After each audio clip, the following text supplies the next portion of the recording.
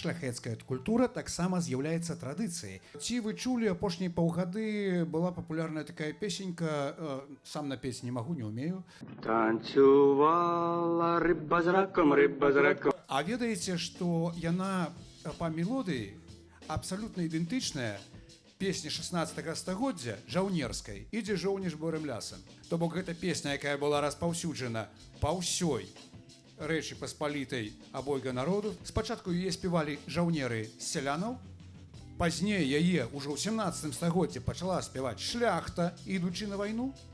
Ну, а пазней яна пачала, вось мелодыя засталася, словы змяніліся, і вось мы ведаем сучасны варыянт. Безумоўна, шляхецкая традыцыя, яна не можа быць выключна ізаляванай, яна павязаная зноўку з традыцыяй і з традыцыяй народнай. Тым больш, што калі падыходзіць да даследавання той жа колькасці шляхты у Вялікім княстве літоўскім, каралеўстве польскім, пазней у Рэчы Паспалітай абойга народаў, гэта колькасць значна больш, чым ва ўсёй Еўропе і на ўсходзе ледзьве не разам узятая.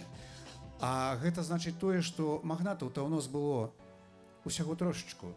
А большасць шляхты гэта была шэрачковая шляхта, засцянковая шляхта, заградовая шляхта, якая, калі ішла на вайну, апранала прыўкрасны жупан, вешала на бок шаблю, а ў мірны час ставала сабе за саху і арала поле.